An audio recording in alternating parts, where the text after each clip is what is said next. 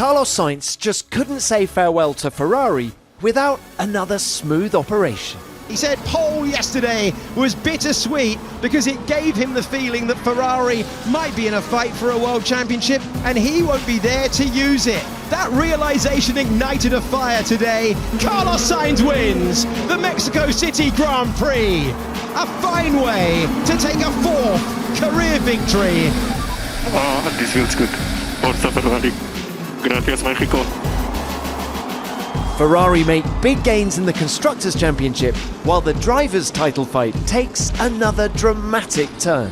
This is brave from Lando Norris trying to go around the outside. Max Verstappen barges his rival off the road, and the contentious debate of position between the top two drivers in the World Championship continues. This guy is dangerous. Welcome to the Autodromo Hermanos Rodriguez for F1 Nation's review of a thrilling Mexico City Grand Prix. I'm Tom Clarkson, and joining me in the paddock are former Sauber and Haas driver Esteban Gutiérrez and F1TV presenter Laura Winter. Very warm welcome, guys. The paddock is buzzing after that one, and so it should be. Yes, thank you. Thanks for having me here, Tom. It's a great pleasure to have this chat, and of course, the paddock is, the race is finished and people are still staying around. The race is finished and the party's starting, isn't it, Laura? Yeah, very much so. And I have to say, I've wanted to come on this podcast for a long time, Tom, and I'm very glad that we bumped into each other, can I say it, in the Blind Pig in Austin. People are wondering what the Blind Pig is. The Blind Pig is a wonderful pub bar in Austin that everyone goes to after the race, and you twisted my arm. Well, I twisted yours, one of the two, and here I am. So thank you very much for having me, and what a race weekend, what an event this is. And I honestly, the Formula One is in such an incredible place right now. Well, look, why don't we start by getting the reaction of our Mexico City Grand Prix winner. Here's what Carlos Sainz had to say after converting his first pole position of 2024 into his second victory of 2024. I felt like this weekend was going to be a very good opportunity to win that race. And yeah, I had a very good feeling coming into the weekend. Also, I knew coming into it that we might have a chance to win, and I've been focused, been on it all weekend. On top of that, I knew my family was coming, and my best friends, my girlfriend, a lot of people were here to support me. And I said maybe destiny has something ready for me this weekend, knowing that my maybe last win with Ferrari can come in front of them with all the support that I've had from them all this year in a great place like Mexico City, and been driving well, and I made it stick, and you cannot imagine how happy and proud I am right now. Well, how emotional was it up there on the podium with your race engineer, with your car next to you? It was extremely emotional. I did share a tear, in the Spanish anthem. For sure, it's one of the best moments in my career. My mom had never been present on a race win with me, and the fact that she was coming here this weekend, I wanted really to win a race in front of her. And on top of that, the way the whole weekend planned out, it was just perfect. And with that move, losing at the start and then having to fight back with Max, just made it everything a bit more tricky. But probably it makes it taste even better because I had to work hard for it. And to do this weekend in front of all of them was incredible. As you say, the only point in the race where you were headed was just after the start. Can you talk us through the opening 750 meters of the race? Yeah, I didn't get a good start, but at the same time, I think Max, tends to start very well. Max and Red Bull in low grip tracks, and here is very low grip. And whenever there's low grip, the Red Bull tends to start really well. So I was kind of prepared also for a scenario where Max was going to go alongside me into turn one. I broke as late as I can brake, and he broke as late as me, and I had no space to go into turn two. And from then on, I didn't lose my head, and I knew that every half opportunity that I got to get the win or get the lead back, I would try and do it. And with Max, you need to be determined, you need to be decisive. If you're not, you're never going to pass him. And in that case, I think I caught him a bit by surprise, and I could make it stick. So tension, high tension at that point, also because then that initiated a fight behind me that nearly got me involved also from what I heard. So but once I was in the lead, I was trusting my pace, my management, and I knew this weekend I've been very quick, and I knew I just had to do whatever I had planned, and the win was possible. You told us in Austin last weekend that you'd be quick here in Mexico. So what's going to happen in Brazil? It's a good question, and please let me enjoy Mexico before I think about Brazil. I want to enjoy this one. I want to let it sink in and enjoy. I think from now on we can dream about the championship. Yeah, we can think about Brazil tomorrow. Today's time to enjoy. Utterly dominant all weekend. Yes, Carlos has been very competitive, and I'm sure it's going to be a memorable race for him. To be on this podium, at the top of the podium in Mexico with the Foro Sol, the car on top of the podium is very spectacular. So, he's obviously a Spanish speaking, and he's got a lot of fans in Mexico. Yeah, absolutely. And what a race, and the way he's handled himself this weekend as well. And he's raced to his 4th ever win in dominant form, that pole position with 2 utterly brilliant laps, on the limit, not over it, absolutely inch perfect. But he's done so knowing he's only got 5 chances this morning to pick up a win for Ferrari. And he's done so now, and he wants to pick up more in his final season for Ferrari and for the Tifosi. And you feel that makes this win all the more special and meaningful and emotional for him, but actually also bittersweet for him as well, because he's currently in the form seemingly of his life. Ferrari are firing on all cylinders. They are charging ahead. I do predict right now they will win the constructor standings, the constructor title. You heard I it. do think they will. That's a big statement. It's a big statement early on in the podcast, I'm aware. But I do think they will. If they continue the way they are right now and the way that both drivers are performing, I do think they will. They will overturn that margin to McLaren. And he will help them to that and then leave the team. And it just seems a really difficult situation for him. Well, there's no better way to also end the season, or let's say his career, with a team like Ferrari. He's obviously going to continue with another team, with Williams, of course, and to be part of Ferrari and be able to finish on a high is definitely going to be great for him. I know, but Laura makes a good point about bittersweet. I think he has had a huge influence in turning around the form of Ferrari. Let's go back to Montreal, the race after Charles Leclerc had won at Monaco.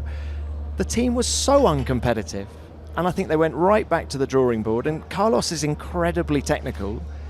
I do think he's been instrumental into where we are today with Ferrari, and I think it is hard. Actually, Laura, after qualifying yesterday, I thought it was the first time I'd heard him say, I'm a bit gutted about this. I think it's really hitting home now. Yeah, I actually did an interview with him, a pretty long, chunky sit down with him around Singapore, because that was going to be his 200th race, and obviously one where he picked up the win last year. That was his last pole position as well. And when he was talking about his final races for Ferrari, you get a sense, sometimes when drivers are speaking to you, with no disrespect to drivers, they are going through the motions of doing media interviews, and because you have to do a lot of them and it must sometimes get really tiresome. But in this interview, I really felt that Carlos was drawing very deeply within himself to answer the questions, and really coming from a place of very deep emotion and feeling and thinking about what he was saying and how he was answering it. And you could see almost in his eyes, going back through the years of what he's done for Ferrari, what Ferrari have done for him, what it's meant to him to drive a Ferrari. And I'm not gutted for him in the sense that he's going to Williams. I have the greatest respect for Williams, I really do. But I'm gutted for him that he's leaving Ferrari, one of the very top teams, perhaps potentially the best team of this season, when he's in such good form. Well, what about his performance this weekend, Esteban? Put your helmet back on. I think this is the best performance I've ever seen Carlos Sainz do, and I'm actually going to put this race win ahead of what he did in Singapore last year. That because I feel it's the first time he's put the whole weekend together in such a dominant way. I agree with you, and this is not an easy track. When you come from Austin, they obviously made a big step as a team in Austin, but Mexico, with the altitude, has a big impact on the behavior of the car, not only from the driver's perspective, but also from the team's perspective. They have to adapt so many areas of the car that you really cannot expect to be consistently, as competitive as the previous race. So they've worked really hard and they really nailed it this weekend. Ferrari has been performing really well, and Carlos himself, he seems very calm at the moment. I don't know, when you see him, he's calm, he's enjoying race by race, trying to do his best. Seems like almost racing under no pressure, and that is reflected in his driving on track. He lost the lead of the race at the start, okay, and then he made very easy work of getting past Max Verstappen to retake the lead, didn't he, once we'd gone green after the safety car had ended. Why do you think he found it so easy in his battle with Max Verstappen when other drivers, and one driver in particular, is finding it so hard? Or do you think Max is much harder on Lando Norris than he is anyone else? I think the difference of pace between Ferrari and Red Bull was bigger than the difference of pace between Red Bull and McLaren. That's one important factor. On Friday, when we looked at the racing, the performance of Ferrari was outstanding, and it didn't surprise me that Carlos was gonna overtake Max after a couple of laps, and he did so. I mean, he didn't really struggle that much. So obviously Max and Lando have had some good races lately. They race very hard. I'm not completely opposed to seeing that, because I think it's good also to see some aggressiveness on track. But obviously sometimes it turns out a little bit over the edge of regulations, and yeah, it was exciting to see today. Look, we'll come on to we'll have a proper in-depth look at what happened between Max and Lando in a minute. But Laura, can I ask you about Charles Leclerc? He's the guy who Ferrari are keeping for next year. He's blindingly quick over one lap, but he never seemed that hooked up this weekend. No, and he's admitted that himself, hasn't he, in the post-media and post-qualifying as well, that he just couldn't find what he was looking for this weekend. He said that his driving style isn't suited to the lower grip tracks as well, which I thought was really interesting, and perhaps Carlos Sainz is a bit more suited to letting it, move beneath him a little bit more. But for Charles Leclerc, I mean, that moment where he almost lost it and saved the car from absolute I thought disaster. He was on the wall. I screamed. Yes. I was shrieking. As a driver, when you when you go on the dirty line in a corner like that one, it's like very easy, and the tires as well. When you have the tires degraded, very sensitive on temperature, and you go on the dirty line, it's he made a good job keeping the car on track. Why do some drivers get on better at low grip tracks than others? Because Valtteri Bottas is another guy who's always gone very well at low grip tracks. He was always brilliant at Sochi in Russia, low grip. He's always been really good here. And it seems that Charles Leclerc struggles. Why is that from a driving point of view, do you think? I think it's different approaches. When you have drivers that are more aggressive on their driving styles, and you have a condition of less grip, they end up probably over pushing a little bit too much. And it's not only about the grip itself, it's about how the tires behave throughout the stint, because here this track is very challenging and very demanding on managing the tires and the window of temperature for the tires to work at its best. And once you go out of that window, it's very sensitive and very critical. So that's the reason why you see some cars fighting and one car going to the dirty line, side, and then they lose quite a lot. That happened with Checo and Liam. Checo was out of track and he came back, and then you can see that he basically lost all the grip. And it's so sensitive, these tires, that you really need to be managing a lot. And sometimes if the drivers that are not that aggressive, they're probably able to manage better. Valtteri Bottas obviously also loves gravel racing on his bike as well. It gets a bit loose sometimes in the loose stuff. And of course the Sainz family, absolutely no stranger to the off-road either. So maybe there's something in that. Maybe. Look, now, you've already given us the exclusive that Ferrari are going to win the Constructors' Championship. But this will be clipped up, and I'll come to eat my words when they don't. Laura, but I just feel I might. Anyway. Well, let's just break it down. Why are you so confident that, what are they? They're 25 points clear, Ferrari are of Red Bull, and just 29 points behind McLaren. Now, I agree with you about Red Bull. I think Red Bull are in the rear view mirror, but McLaren have two great drivers. They have a great car. What gives Ferrari the edge, in your opinion? So, I think previously this season, the races they've won, so Australia, I mean, that Carlos Sainz victory in Australia was insane, but it did come from a Max DNF as well, and we expected Max to win Australia because Red Bull had so much pace then. They then won Monaco and Monza, but two kind of outlier tracks. For them to then be so dominant in Austin when everyone else has brought upgrades to their cars, and Ferrari have said, we're very happy with our car actually. They've gone 1-2 there, they've gone 1-3 here, and we're seeing Oscar Piastri struggling a little bit at the moment, seemingly not that happy with the car. McLaren not altogether happy with the pace of the car generally. Red Bull, as you say, in the rearview mirror. Mercedes lurching from... We're actually in the Mercedes hospitality and I'm sitting next to Esteban Gutiérrez, so I'll watch Great what team. I say. Fantastic team and brilliant result today. Second best team of the day, actually. But they are lurching between brilliance and then just seemingly not quite knowing where they're at. I think that's fair to say in terms of the car performance. I just feel Ferrari are on this real momentum and charge at the moment. Is there part of me that loves the romance of Ferrari winning the first Constructors' World title since 2008? Absolutely. Do I love a fairy tale script ending? Yes, I do. But equally, McLaren would be a brilliant thing as well. I think I love a good storyline, and Ferrari coming through to snatch it from McLaren at the death would be something, wouldn't it? Guti, you get to see more data than Laura and I do. You see the intricate differences between the cars. Do you side with Laura? Do you think Ferrari are going to take the Constructors or McLaren? So we've been in two very different tracks, different conditions with different layouts, and they've shown a big step, quite a big delta to their competitors. So I wouldn't be surprised if we come to the next in Brazil and they're going to be again competitive. And it's more on race pace. Maybe on one lap pace, there's still, it's very tight between the cars and the teams. But certainly in race pace, they are quite much ahead than what we expected.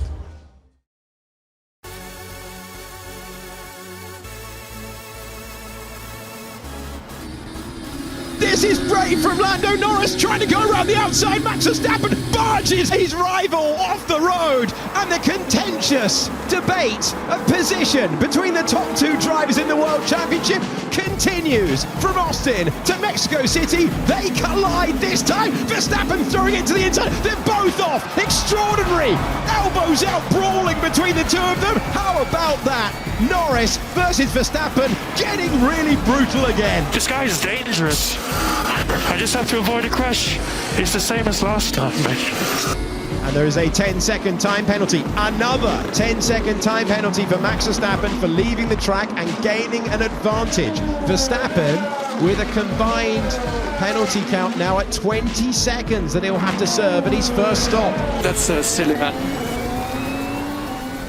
Lando Norris gained 10 points on the championship leader Max Verstappen after another tense battle between them here in Mexico, and he's now 47 points behind the Dutchman, who was given two 10-second penalties in the Mexico City Grand Prix.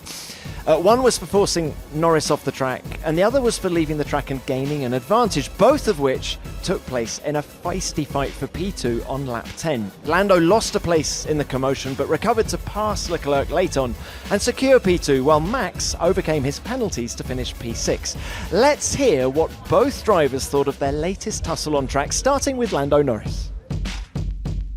I did everything I've been told in terms of what the rules are and the guidelines and all of this stuff, yet it just wasn't to be. And of course he got some penalties for that, but I go into a race expecting a tough battle with Max. It's clear that doesn't matter if he wins or second, his only job is to beat me in the race, and he'll sacrifice himself to do that like he did today. But I want to have good battles with him. I want to have those tough battles like I've seen him have plenty of times, but fair ones. And it's always going to be on the line. It's always going to be tough with Max. He's never going to make anyone's life easy, especially mine at this point of the year. But I think today it was not fair, clean racing. And therefore, I think he got what he had coming to him. Do you think he was harsher with you today than he was in Austin last week? Probably, yes. Do you think you need to talk to Max about this? Do you talk to Max about it? We talk about different things. This is not my job. It's got nothing to do with me in a way. Today I felt like I just had to avoid collisions, and that's not what you feel like you want to do in a race. He's in a very powerful position in the championship. He's a long way ahead. He has nothing to lose. But it's not my job to control him He knows how to drive, and I'm sure he knows that today was probably a bit over the limit. Hey Max, it's not very often we see 2 10-second penalties handed out in such quick succession. Just what's your view on those two? Well, I mean, at the end of the day, if you agree with it or not, it doesn't matter because the penalties are given. So that's also honestly not my biggest problem of the race. My biggest problem was that we just had no pace. Yeah, just struggling a lot on the tires. Couldn't really attack, and I couldn't follow Ferrari and McLaren. And on those moves and those penalties, will you do anything different next time around then, given they've been penalised? Maybe get a drink in the pit stop. Yeah, I mean, the engine was off for 20 seconds, so I had enough time. So, Guti, did you think Max Verstappen was completely out of order today? Yes, I think he realized from the start of the weekend, with the problems and the issues that they had on the car, they were not in a good place. He obviously made an incredible qualifying, not having been in practice in both 1 and 2. But certainly, I mean, when you see him race like that, he seems to be a little bit under pressure, I think. He was a bit over-aggressive on those moves. But still, I mean, he's been an aggressive driver, and he's great to block and not let anyone pass. But yeah, I mean, it's obviously going to be interesting how he's going to react in the next races. Can I play devil's advocate here? Because I feel the job of everyone on the team side of Formula One is to take everything to the limit. Whether you're a car designer, you're taking the rules to the limit. And I feel that as a racing driver, your job is to take the grip of the car to the limit and the rules to the limit as well. That is what you're being paid the big bucks to do. So is Max just doing what he's meant to be doing by taking it to the limit? Is he actually being too aggressive? Yes, you're right. I think I mean, he's being very aggressive, but certainly you're right. His job is to go on the limit, and sometimes going on that limit, requires you to go a little bit over the limit, and it's only then where you really understand, where are those limits. And I think Max is doing his job. He knows he doesn't have the fastest car, and he needs to do those things to protect his position. He's going to do everything he can. Laura, do you think what we saw here in Mexico was different to Austin? Or was it just more of the same? I think Lando probably maybe asserted himself a little bit more than he did in Austin, in the moves he made. He said straight after the race he knew what to expect from Max today, and obviously he learned some of the lessons from Austin, the number of attempts he made, the racing lines he continued to take that weren't working out.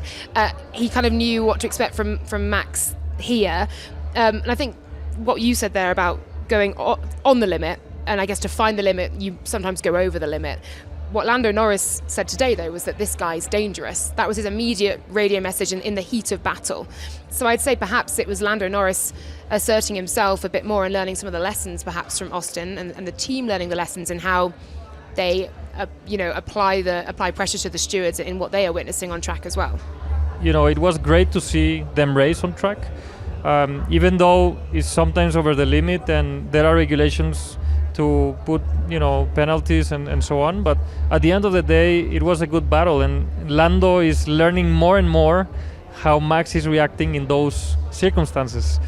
And I'm sure that Lando will, from these experiences from Austin and here in Mexico, he will do a much better job in the next couple of races. He seemed to manage it better this time, and that's why, in the end, Max was in a position where he got the penalty. Yeah, I felt that the drive we saw from Lando in Austin, and one in which he admitted himself, I wasn't good enough today at all, I didn't drive well. Here, I felt we saw a bit more of champion stuff from Lando Norris, whatever that is, that je ne sais quoi that champions have. We saw a little bit more of it. He seemed today a guy who was able to race Max toe to toe and take it to him in a better, smarter way perhaps than he did in Austin, or how things transpired in Austin. And I think we saw more from Lando today. Whether that was what he's learned, as we said, in Austin, or whether that was the car was better here than it was in Austin. They felt they had more pace. Maybe a combination of both. And of course we go to Brazil next, Interlagos, and I'm immediately reminded of Turn 4 2021. Do you remember Max Verstappen, Lewis Hamilton? I am. Max pushes him wide, you've got all that runoff on the outside of Turn 4. I mean, if those two are on track again together, I could see the same thing happening again. Could you?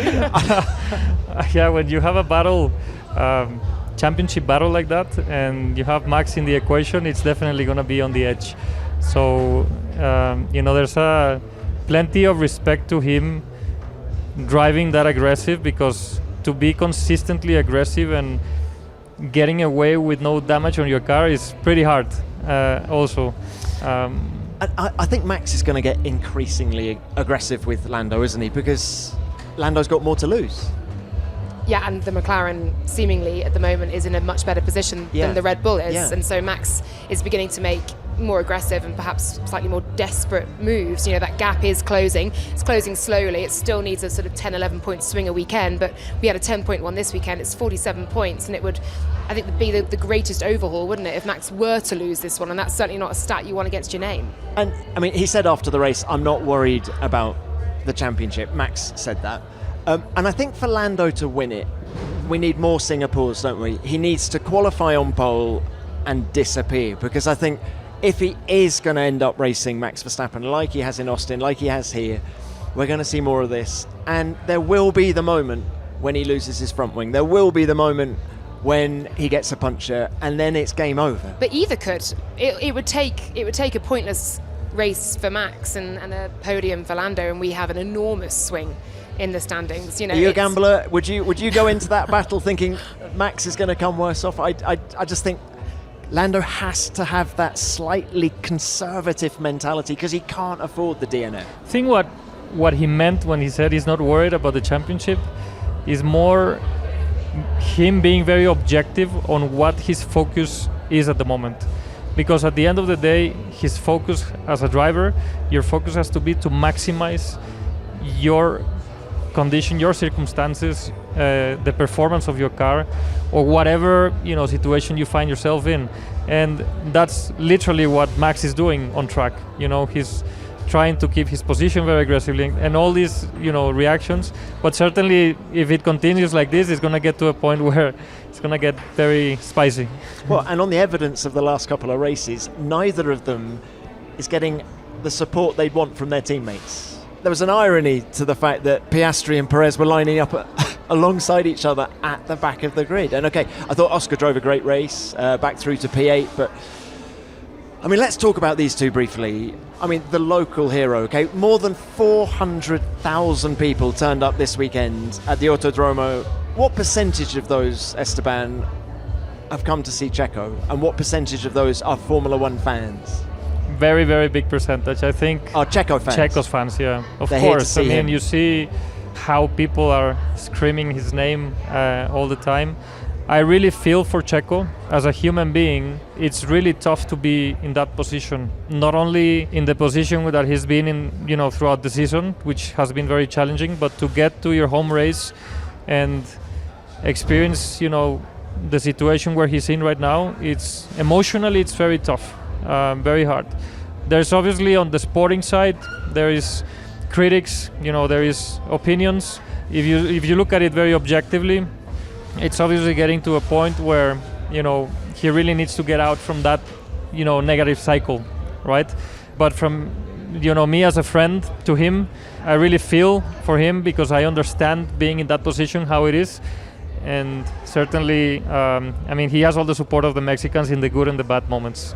Yeah, I think human to human, you feel enormously for Sergio Perez this weekend. I felt gutted for him yesterday. I came into this weekend and said I really hope Sergio gets a result here, because I think it would just mean so much to him, to the people here. It would make the event that much bigger and brighter if it could be, because it's been phenomenal. And I was gutted for him in qualifying. I thought, right, let's stick him on the hards, reverse strategy, let's see what can happen here, and get yourself through the field. And he just had it was almost calamitous race, a 5-second penalty for being out of position at the start. The fight with Lawson, of course, coming into that Red Bull family, one of the drivers who's in the mix for a potential seat for 2025. And then ultimately, he's pitted for fastest lap. He's got side pod damage to his car. He then doesn't get the fastest lap. It just felt, it was agony to watch, really, wasn't it? And I think Formula One is a business first and foremost. Yes, it's a sport, it's a business, it's entertainment, and we as journalists, Tom, we do our jobs in asking the questions and in hearing the rumours and reporting what we hear, but you can also be a human being in that instance to say this has been horrible for him. And I felt that he's being really defensive now, and I thought that it was a really interesting development this weekend. You can see how down he is in the way he defended what happened right at the start, because it was as clear to all of us watching on the telly that he was nowhere near his grid box at the start of the race, and yet for him to come on the radio and say no, it was all fine, it was a great start, for him not to see that makes me wonder what the debriefs are like inside the team, in that, you know, he said after qualifying, the car won't stop when I hit the brake, and it's like he's sort of digging in. And does that mean he's less receptive to suggestions from other people? And actually, I wonder whether Checo's side of the garage needs some fresh blood now, because for so long it's been difficult. I wonder whether, I mean, Guti, what are you doing? You're in Mercedes gear at the minute, but I'm actually being serious. I think an ex-Formula One driver who can come in with a fresh set of eyes and ears, just to give him a few pointers and that maybe they haven't picked up on, would really help him.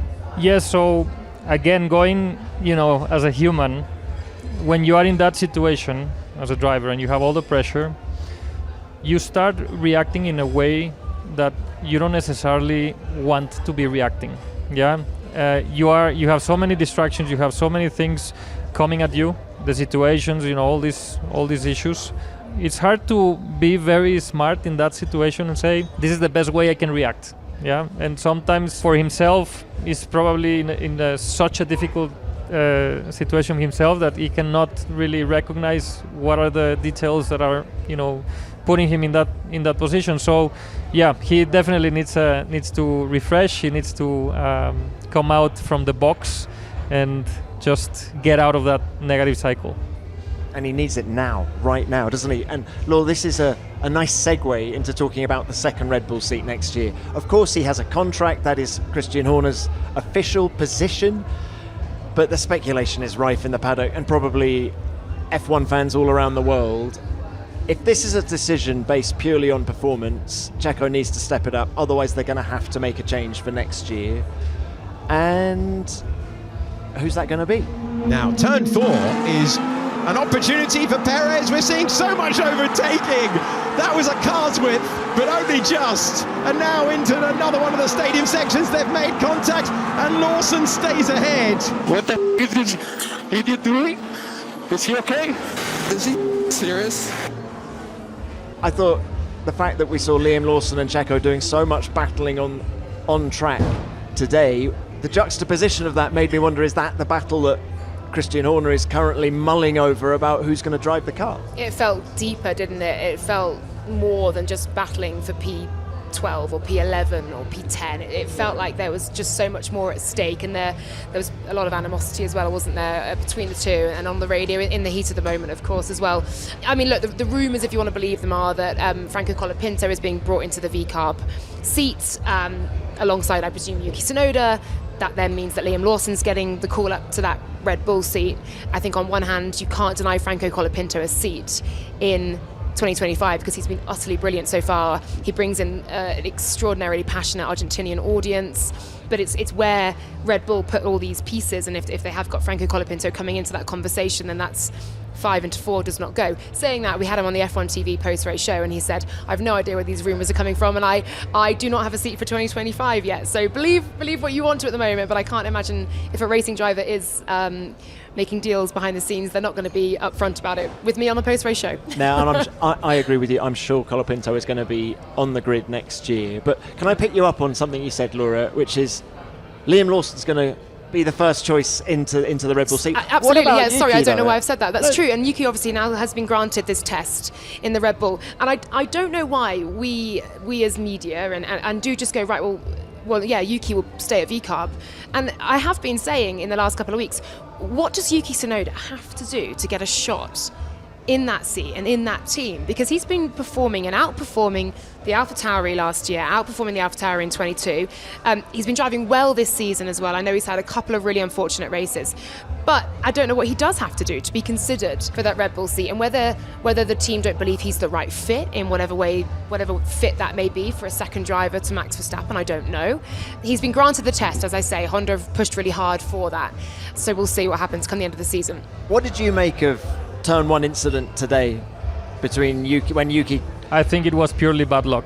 There was a sandwich in there, and the car behind couldn't go anywhere and just clipped him on the wheel. So what about Liam Lawson then? I mean, he's fast. We know he has shown pace. He went straight into Austin and was on the points.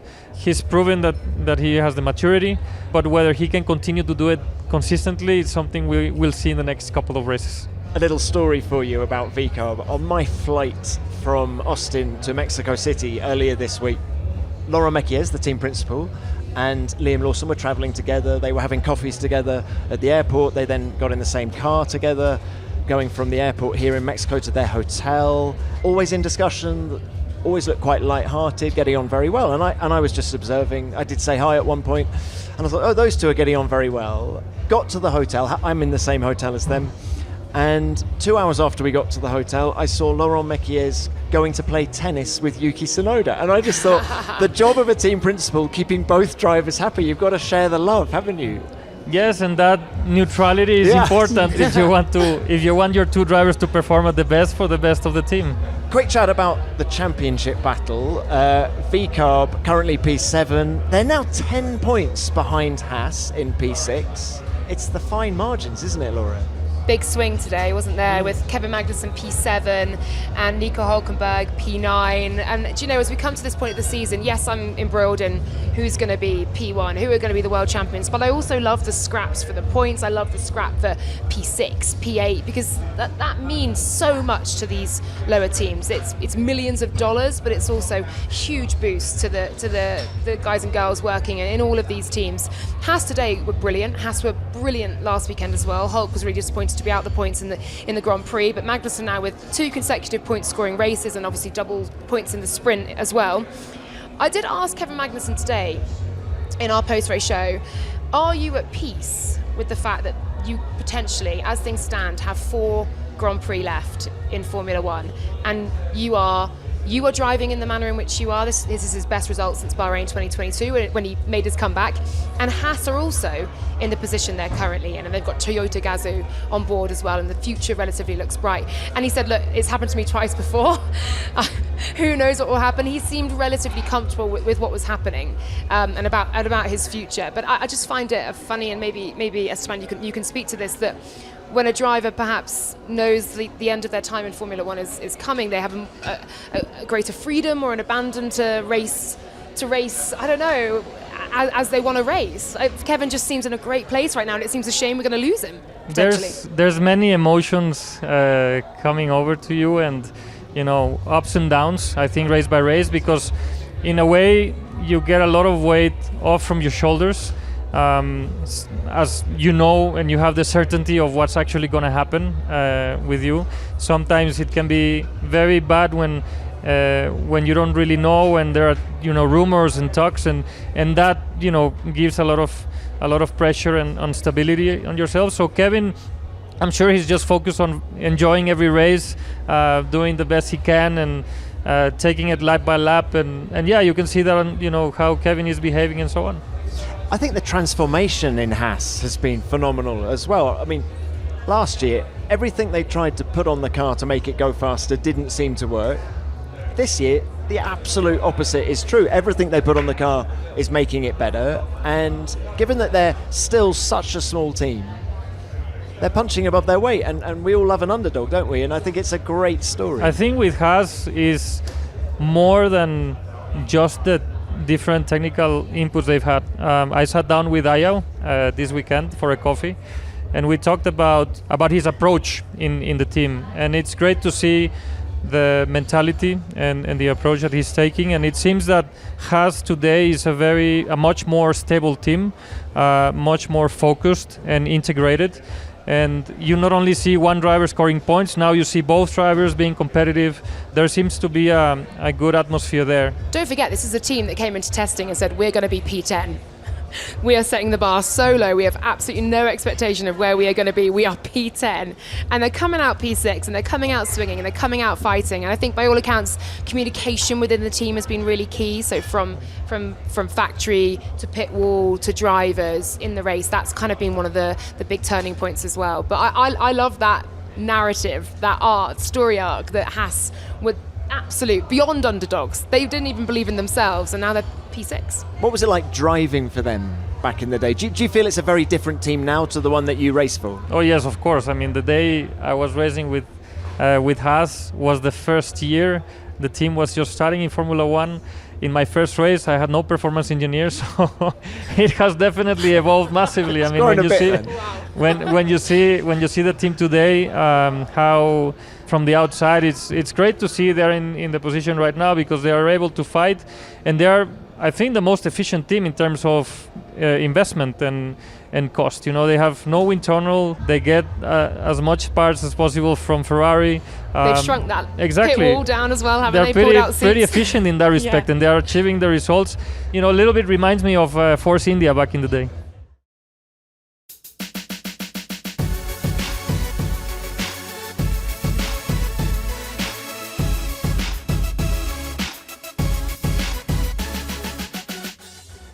Now, there's 3 more things I feel we should talk about before we end the show. One of them is the team that we're actually sat in at the moment. Look, Mercedes. The best team.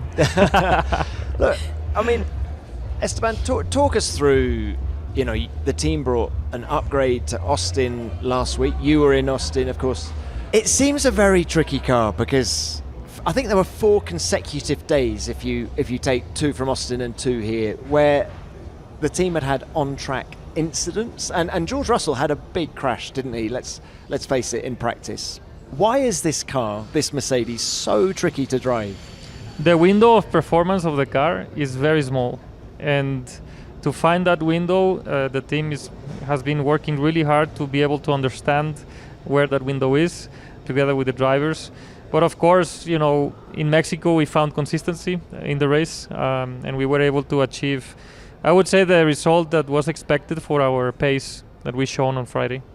How sensitive is the car as well to conditions? Because if you have such a narrow operating window, as you say, and you then come into a track where, firstly, we're at altitude here, you may have gusts of wind at turn 4 and still on the straight, or you know, you'll have rain one day and cool temperatures the next, and then unrepresentative practice sessions into boiling hot race days.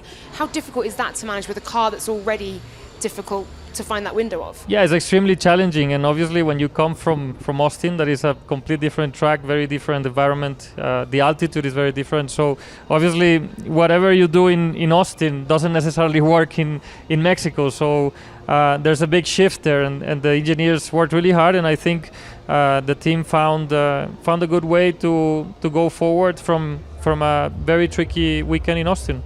Not just Austin though, let's go back, 3 months. There was a glorious moment in the summer where it really felt like Mercedes were back. Lewis Hamilton wins the British Grand Prix. It was a Mercedes front row lockout at Silverstone. They then win in Belgium. Okay, it would have been a 1-2, but George had his weight issue after the race. But it felt then that some momentum was really building here. And yet, I feel we've slipped back to sort of earlier in the season with the car being unpredictable and the window that you talk about. Does the team know how to navigate its way back to that rich purple patch from the summer? Yes, it's a world title winning team. Definitely the team is there to come back in winning days. Obviously today is not the case. The team is working hard towards, you know, next year, the new regulations in 26.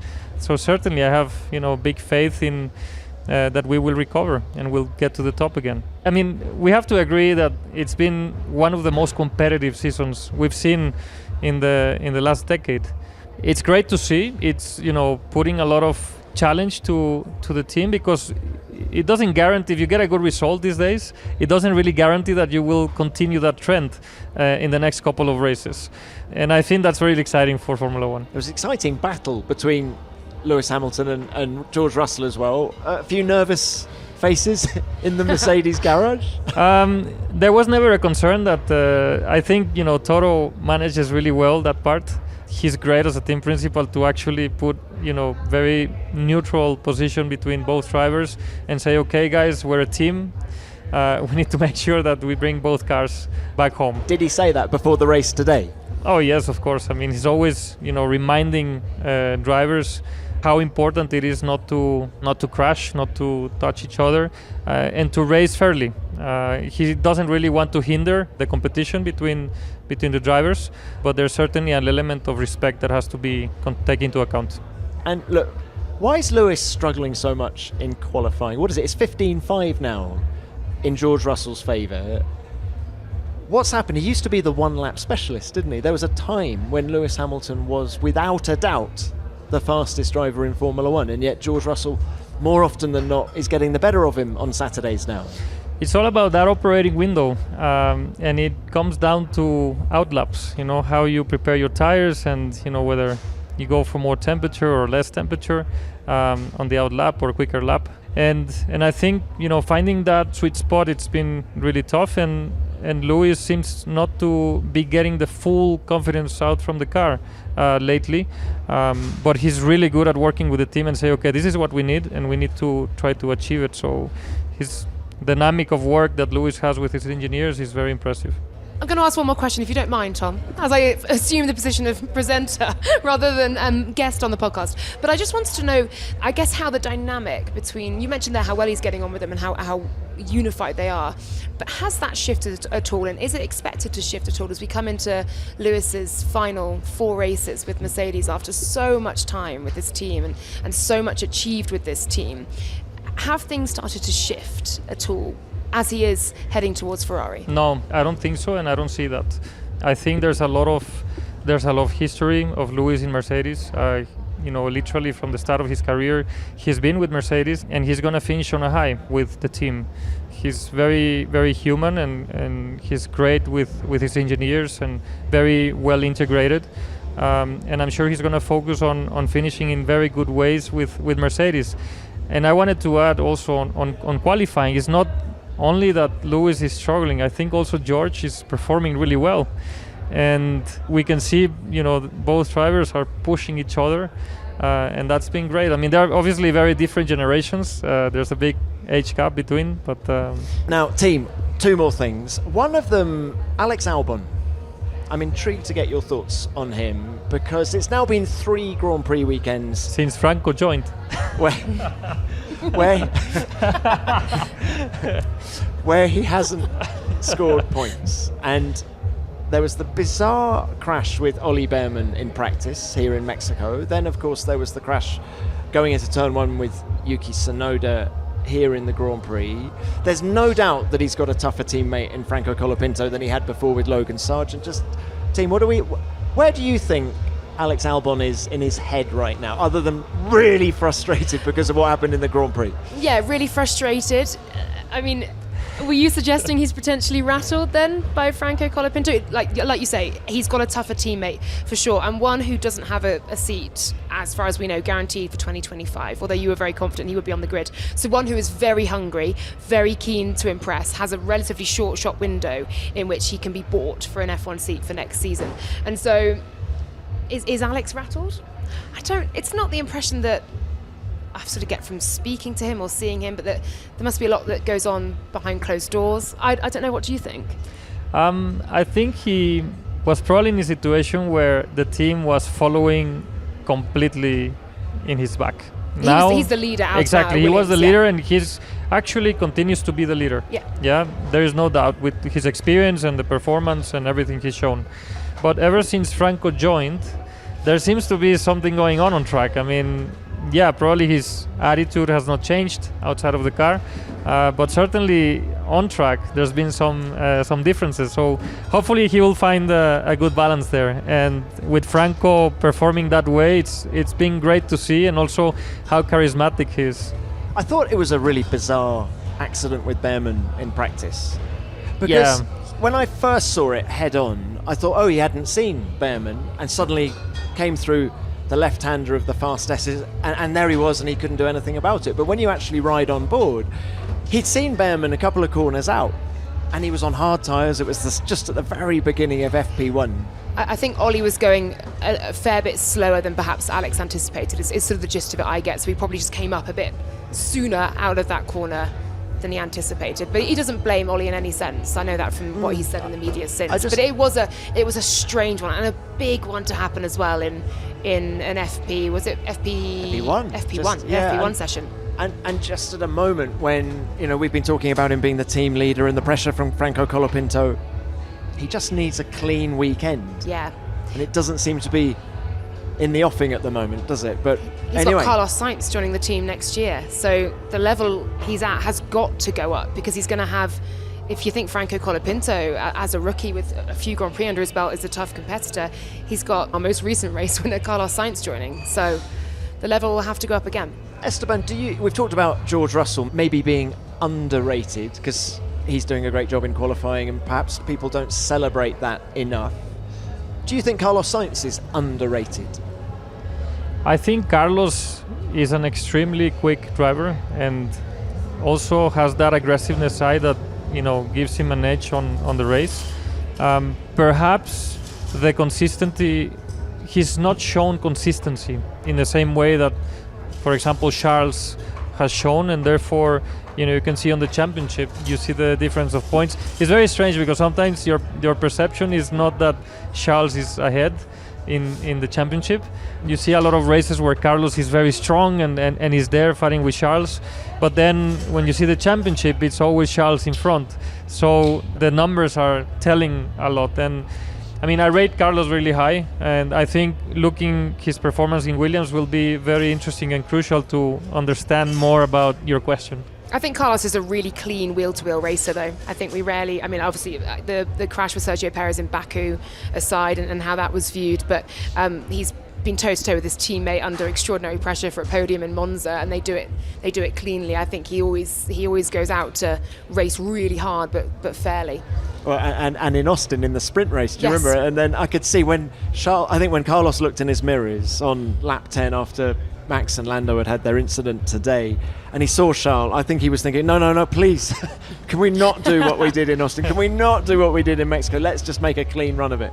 And that's why I think he got on the radio, wasn't it? Look, final thing, from one Spaniard to another, of course it was Fernando Alonso's 400th Grand Prix appearance this weekend. It ended badly, brake issues, very disappointing, but what a guy. I was looking at the stats the other Crazy, day in social media. When Fernando made his debut in Formula One, I love this graphic. What was the age of the current drivers on the grid? Surprisingly, there's so many that were not born yet. Yuki Tsunoda was 10 months old, I remember. Colapinto wouldn't have been born. And he sat 3 seasons out. Yeah, and the test season in 2002, and then the level of energy and commitment and how enthusiastic he is about getting in the car and racing. It's very lots of respect for Fernando. And intent through 2025 as well. He's now got Adrian Newey joining the team, and it's coming when he's into his 40s, but that could be an unbelievable partnership looking ahead through to 2026 when Adrian Newey really gets his hands on that car. I feel he's owed not another championship, I think that's too much, but he's owed another victory. Can you imagine the story of him achieving another in Spain there was #33, wasn't there? He came so close last year, didn't he? So close, and it's fallen away for Aston Martin somewhat, and they're going to kind of finish P5, aren't they, this year? But they could climb their way back up. It would be a feel-good win, wouldn't it, Laura? If he does that. Everyone would like it. If he does Everyone that would next love year. it. And Fernando is my guest, actually, on the sister podcast to this, Beyond the Grid. I had a really good catch-up with him. Came out last week, so if you want more Formula One, head in that direction. So the top 10 looked like this. Sainz took his second win of the season, 5 seconds ahead of Norris in second, with Leclerc in third. Hamilton had his best result since Belgium in fourth, ahead of his Mercedes teammate Russell in fifth. Verstappen salvaged sixth after serving that 20-second penalty, and then came Magnussen in seventh, his best result of the season. Piastri climbed from 17th on the grid to 8th, ahead of Hülkenberg in the second Haas in 9th, and Gasly taking that final point for Alpine. In the Drivers' Championship, this is now the top 10.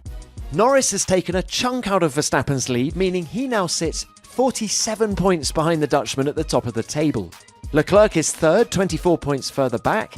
Then Piastri is fourth in the second McLaren, 11 points ahead of today's winner Sainz in fifth. Then come the two Mercedes drivers in 6th and 7th, Hamilton 12 points ahead of Russell. Perez is in 8th, Alonso is 9th, and Hülkenberg is 10th. In the Constructors' Championship, it's almost too close to call. McLaren lead on 566 points, but they're only 29 ahead of Ferrari in second and 54 ahead of Red Bull in third. Mercedes are a lonely fourth on 366 points, with Aston Martin fifth on 86, and then it gets close again. Haas are sixth on 46, VCarb are seventh on 36, Williams are eighth on 17, Alpine are ninth on 14, and Sauber remain last on 0. Guys, it's been a brilliant chat. We've debriefed a sensational Mexico City Grand Prix. We always end the show with our driver of the day. Carlos Sainz got the vote on the telly. Esteban, who is your driver of the day here in Mexico? I agree. I would give it to Carlos. He's been taking all his opportunities in this season, and he definitely deserves this win. I think it's hard not to give it to Carlos Sainz. I do agree, but I'm going to give an honorary mention to Kevin Magnussen with a P7 today, his best results since Bahrain 2022 in what could potentially be his final few races. I think he's summing up, more than exemplifying, going out on a high. So Kevin Magnussen is my honorary mention, but it goes to Carlos Sainz. Yeah, so I think we all agree on Carlos. He's been, I mean, it's not just today actually, it's been all weekend. It's like, from the moment he turned up in Mexico, he's been the man. The Ferrari drivers are in my hotel here. There must have been 500 fans in the lobby area last night. And do you know what? He took about half an hour at 8:30 at night to just sign some autographs, do the selfies. He's amazing. Just living the moment, isn't he? My mention in dispatches is to Lewis Hamilton, actually. I felt it was his best result since Belgium, the race that he won, but I feel that there was a renewed Lewis in that Grand Prix today, and it was great to see him back up there and delivering. So thank you very much to Laura and to Esteban. It's been great to have you both on the show. For more reaction and analysis from here in Mexico, go to f1.com or the official F1 app, and you can watch the full race replay or the highlights on F1TV. And if you're in the mood for another official F1 podcast, Mika Hakkinen and Ollie Behrman are on F1 Explains this week. That's on your podcast app as well. So thank you very much for listening. We will, of course, be back later this week with our preview of the Sao Paulo Grand Prix in Brazil. But for now, F1 Nation is produced by Formula One and Audio Boom Studios.